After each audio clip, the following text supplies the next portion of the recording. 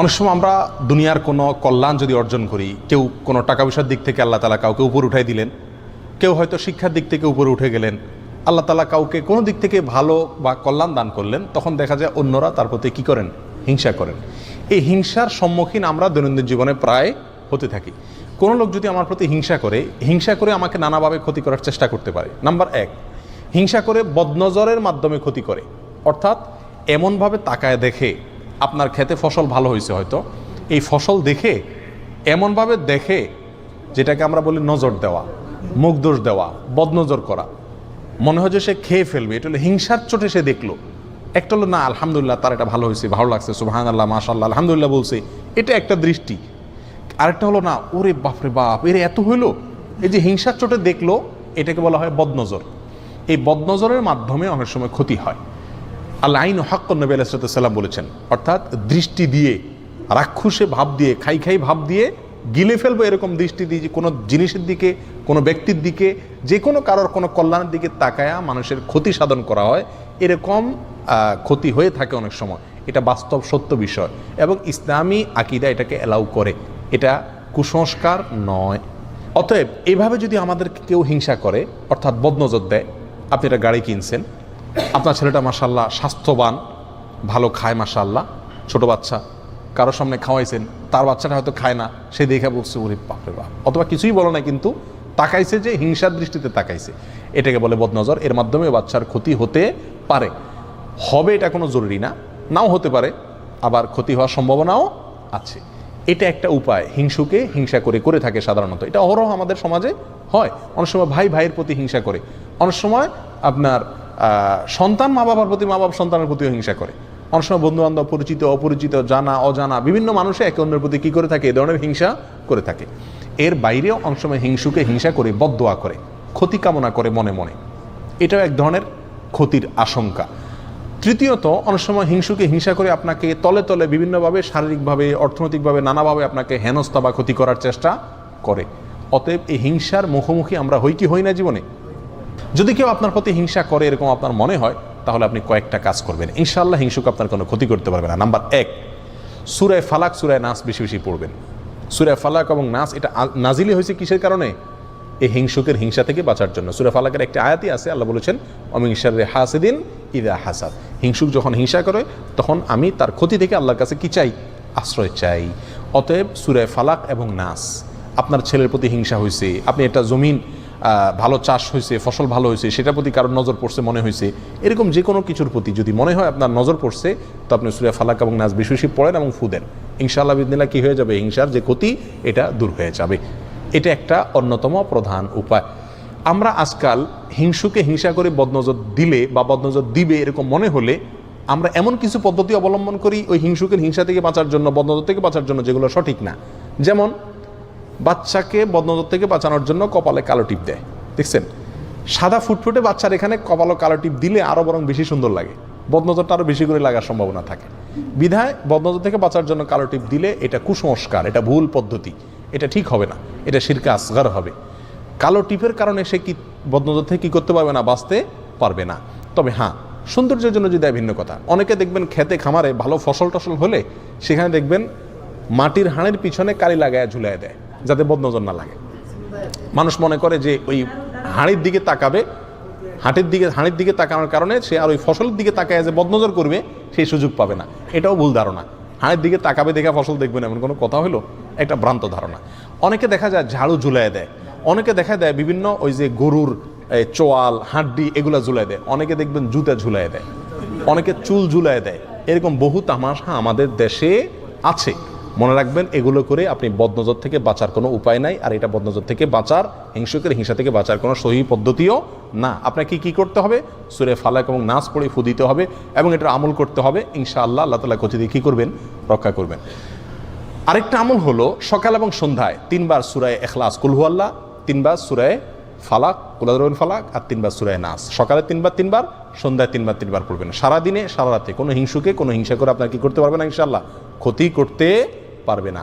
কারোর প্রতি হিংসা করে ক্ষতি হয়েছে মনে হয়, পানিতে ফালাক নাস পড়ে ফু দেন, খেয়ে ফেলেন বা ছিটিয়ে দেন, ইনশাআল্লাহ বিদিনিল্লাহ কী হয়ে যাবে? হিংসুকের ক্ষতি, হিংসার কারণে যে ক্ষতি, সেটা কী হয়ে যাবে? দূর হয়ে যাবে। নাম্বার 2, তাকওয়া অবলম্বন করা। আল্লাহ সুবহানাহু ওয়া তাআলা কোরআন কারীমের ভিতরে বলেছেন, ওয়া ইন তাসবিরু ওয়া তাত্তাকু লা ইয়াদুররুকুম কাইদুহুম শাইআ, যদি তোমরা ধৈর্য ধারণ করো আর গুনাহ থেকে বাঁচো, নিজে ভালো পথে থাকার চেষ্টা করো, হারামের দ্বারা কাছে না যাও, তাকওয়ার উপরে থাকো, তো মনে রাখবে তাদের চক্রান্ত, তাদের কোনো ষড়যন্ত্র তোমার কোনো ক্ষতি করতে পারবে না। অতএব সার্বিকভাবে যদি আমি তাকওয়ার উপরে থাকার চেষ্টা করি ভালো মানুষ হিসাবে, হারাম থেকে বেঁচে থাকার চেষ্টা করি, ইনশাআল্লাহ হিংসুকে হিংসা করে আমার কোনো ক্ষতি করতে পারবে না। নাম্বার 3, সকাল এবং সন্ধ্যায় অনেকগুলো দোয়া আছে যেগুলো পড়লে সারা দিনে সারা রাতে ইন্স্যুরেন্স হয়ে যায়, আল্লাহ সুবহানাহু ওয়া তাআলা হেফাজত করেন, এগুলো রক্ষা কবচ। আমরা বুঝি হলো তাবিজ লাগানো, তাবিজ ঝুলাই দিলাম, তাবিজে আমাদেরকে রক্ষা করে দিবে। কথা বুঝে আসছে? নবী আলাইহিস সালাম তার সারা জীবনে কখনো তিনি কাউকে তাবিজ দেন নাই বা তাবিজ দিতে বলেনও নাই। তিনি শিখাইছেন কি, সকালে এ দোয়া পড়ো, সারাদিন তোমার কোনো ক্ষতি করতে পারবে না কেউ, সন্ধ্যায় দোয়া পড়ো, সারা রাত কেউ তোমার কোনো ক্ষতি করতে পারবে না। তার আমলগুলো যদি করেন, বাতানো আমলগুলো, তাহলে ইনশাআল্লাহ হিংসা থেকে বাঁচা যাবে। সকালে আপনি পড়তে পারেন বিসমিল্লাহিল্লাযী লা ইয়াদুররু মা ইসমিহি শাইউন ফিল আরদ ওয়ালা ফিস সামাই ওয়া হুয়াস সামিউল আলিম, অর্থাৎ আমি শুরু করতেছি আমার সকাল অথবা সন্ধ্যাকে ওই আল্লাহর নামে, যার নাম থাকলে সেখানে জমিনে আসমানে কোনো কিছুতে কোনো ক্ষতি করতে পারে না। এ দোয়া আপনি সকালে 3 বার পড়েন, সন্ধ্যা 3 বার পড়েন, ইনশাআল্লাহ সারাদিনে সারা রাতে কোনো কিছু ক্ষতি করতে পারবে না। বিসমিল্লাহি আলা দীনি ওয়া নাফসি ওয়া ওয়ালাদি ওয়া আহলি ওয়া মালি, আল্লাহ নামে শুরু করতেছি আমার সকালকে, আমার সম্পদ, আমার জীবন এবং আমার আহাল পরিবার, এই সব কিছুকে আমি আল্লাহর নামে শুরু করতেছি। সকালে 3 বার পড়েন, সন্ধ্যায় 3 বার পড়েন, ইনশাআল্লাহ কোনো কিছুই ক্ষতি করতে পারবে না। অনুরূপভাবে বহু দোয়া নবী আলাইহিস সালাম শিখাই গেছেন। হাসবি আল্লাহু লা ইলাহা ইল্লাহু আলাইহি তাওয়াক্কালতু ওয়া রাব্বুল আরশিল আযীম 7 বার পড়েন, সূরা তওবার শেষ আয়াত। আল্লাহ আমার জন্য যথেষ্ট, যিনি ছাড়া কোনো সত্য মাবুদ নাই, তার উপর আমি ভরসা করেছি, তিনি সর্বোত্তম কর্মবিধায়ক। ব্যাস, আল্লাহর উপরে ভরসা করার এই আয়াতটা পড়েন 7 বার সকালে, সন্ধ্যায় 7 বার, ইনশাআল্লাহ সারাদিনে কি হয়ে যাবে, আপনার জন্য ইন্স্যুরেন্স হয়ে যাবে, কোনো কিছুতে আপনার কোনো ক্ষতি করতে পারবে না। এরকম আরও বহু আমল আছে যে আমলগুলো আমরা সকাল সন্ধ্যা করলে সারাদিনের এবং সারা রাতের হেফাজত হয়ে যাবে, কোনো হিংসা করলেও আমাদের ক্ষতি করতে পারবে না। নাম্বার 4, হিংসুকের হিংসা থেকে বাঁচার জন্য যে হিংসা করে তার প্রতি একটু দয়া করে দেন। হিংসুকের মন থাকে একটু ছোট, সে আপনার ভালো দেখে তার ভিতরে জ্বলে, তো মনে যদি আপনি বুঝতে পারেন বা টের পান যে এর হিংসা হচ্ছে, তার বিশেষ করে সালাম দেন, একটু হাদিয়া তোফা দেন, একটু দাওয়াত দিয়ে খাওয়ান, একটু তার সাথে ভালো আচরণ করে, দেখবেন ইনশাআল্লাহ তার হিংসাটা আস্তে আস্তে কী হয়ে যাবে, দূর হয়ে যাবে। নাম্বার 4, হিংসুকের হিংসার দিকে বেশি একটা নজর দিয়েন না। একটা জিনিস মনে রাখবেন, নবী আলাইহিস সালাম বলেছেন, সারা পৃথিবীর সমস্ত মানুষ যদি একত্রিত হয় তোমার কোনো ক্ষতি করার জন্য, তো আল্লাহ যেটুকু তোমার কপাল লিখে রাখছেন ক্ষতি ওর বেশি করতে পারবে না। আর যদি সারা পৃথিবীর সব মানুষ একত্রিত হয়ে তোমার কোনো উপকারও করতে চায়, তবুও আল্লাহ যেটুকু লিখে রেখেছেন তার চেয়ে বেশি উপকার করতে পারবে না। বিধায় একজন মুমিন হিংসুকের হিংসা নিয়ে পড়ে থাকবে না, আল্লাহর উপর ভরসা থাকবে যে আল্লাহর ভরসা থাকলে ইনশাআল্লাহ আমার কোনো ক্ষতি সে করতে পারবে না। নাম্বার 5, শেষ নম্বর পয়েন্ট হলো সবসময় তাওহীদকে মজবুত করা, আল্লাহর প্রতি বিশ্বাসটাকে কি করা, মজবুত করা। আল্লাহর প্রতি যত বিশ্বাস গাঢ় থাকবে, অন্য কোনো মানুষ বা অন্য কোনো বস্তুর ক্ষতি এটার প্রতি তার আশঙ্কা তত কম থাকবে, এগুলোকে সে তত কম পরোয়া করবে। এই জন্য আল্লাহর প্রতি ইমানটাকে, তাওহীদটাকে মজবুত করব, তাওহীদকে শিখবো, জানবো, বোঝার চেষ্টা করব, রপ্ত করার চেষ্টা করব। ইনশাআল্লাহ হিংসুকের হিংসার দিকে কি হবে না, আমাদের নজর হবে না। এটা তো হলো হিংসুকের হিংসা থেকে বাঁচার জন্য বললাম।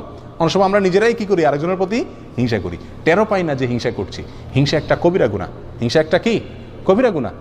কোরআনে কারিমে আল্লাহ সুবহানাহু ওয়া তাআলা হিংসার বিষয়ে একাধিক আয়াতে আল্লাহ তাআলা আলোচনা করেছেন। এক আয়াতে আল্লাহ বলেছেন, আম ইয়াহসুদুনান নাসা আলা মা আতাহুমুল্লাহু মিন ফাদলি, আল্লাহ কাউকে দয়া করে কোনো একটা কিছু দিয়েছেন, ফসলটা ভালো হয়েছে, ইনকাম ভালো হয়েছে, তার প্রমোশন হয়েছে, কোনো একটা ভালো দিক আল্লাহ তাআলা তাকে দিলেন, এটা দেখে তুমি হিংসা করছো যে আল্লাহ দিয়েছেন সেজন্য, তার মানে তুমি তো আল্লাহর এই ফয়সালাকে তুমি মানতে পারছো না। রেজাবিল কাজা ইমানের গুরুত্বপূর্ণ পয়েন্ট, তার মানে তোমার ইমান আছে কিনা এটা নিয়ে সন্দেহ। আল্লাহ তাকে দিয়েছেন, এটা আল্লাহর ফয়সালা, অতএব এটা তুমি সন্তুষ্ট থাকতে হবে। তুমি হিংসা করলে তার কোনো ক্ষতি করতে পারবে না। প্রিয় ভাইয়েরা, আপনার অন্তরে হিংসা আছে কিনা কারোর প্রতি কীভাবে বুঝবেন? কারোর কোনো ভালো সংবাদ শুনে, কারোর কোনো ভালো হাল দেখে, কারোর কোনো সুখের অবস্থা দেখে আপনার ভিতরে জ্বলে কিনা দেখবেন। যদি ভিতরে দেখেন যে জ্বলে চিনচিন করে, একজনের খবর শুনছেন যে সে আপনার প্রমোশন হয়ে গেছে, একজনের খবর শুনলেন যে সে মাশাআল্লাহ এত টাকা পেয়ে গেছে, লটারিতে আপনি পাইলেন না সে পাইল, হয় না এরকম? একজনের খবর শুনলেন যে তার ছেলে মাশাআল্লাহ এসএসসিতে গোল্ডেন 5 পেয়ে গেছে, আপনার ছেলে ফেল করছে, তারটা শুনছেন, শোনার পর আপনার অন্তরে চিন করে জ্বললো, হয় না এরকম? একজন হয়তো ভালো কোনো কিছু হয়েছে, আপনার মনে দেখা যাচ্ছে যে ভিতরে জ্বালা পোড়া শুরু হয়ে গেছে, অস্থির শুরু হয়েছে, মেজাজ গরম হয়ে গেছে। কারোর ভালো শুনে ভালো দেখে যদি আপনার মেজাজ গরম হয়ে যায়, ভিতরে জ্বালা পোড়া হয়, এটার মানে হলো আপনার ভিতরে কি আছে, হিংসার রোগটা আছে। এটা টেস্ট, হিংসা টেস্টের উপায় হলো এটা। প্রিয় ভাইরা, হিংসা থেকে আমরা খুব কম মানুষই কি আছি, মুক্ত আছি। এটা হারাম, আমরা জানিও না যে হিংসা হারাম। প্রিয় ভাই, কারোর প্রতি হিংসা করা যাবে না। কেন করব না? নাম্বার 1, এটা আল্লাহর ফয়সালা, আল্লাহ তাকে কল্যাণ দিয়েছেন। আমি তার প্রতি হিংসা করা মানে আল্লাহর ফয়সালাকে অস্বীকার করা, না মানা, বিদ্রোহ করা, যেটা এক প্রকার কুফরি। অতএব হিংসা করা যাবে না। নাম্বার 2, এটা কবিরা গুনাহ, আমার আমল নষ্ট হয়ে যাবে। 3 নম্বর, মনকে বলতে হবে, ও মন, তাকে যে আল্লাহ কল্যাণ দিছে সে আল্লাহ আমাকেও দিতে পারে।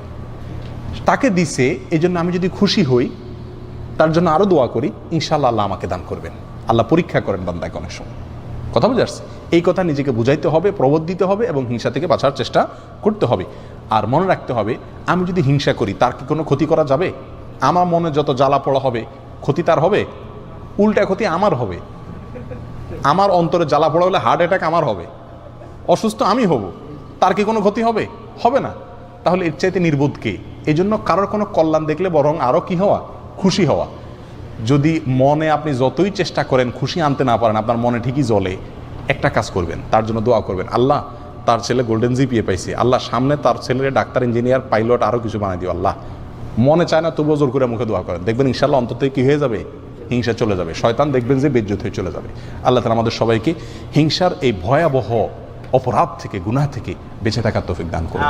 আর হিংসা করে আমাদের কোনো ক্ষতি করতে চাইলে সেখান থেকেও আমরা যেন সঠিকভাবে আত্মরক্ষা করতে পারি, সেই তৌফিক আল্লাহ তাআলা দান করেন।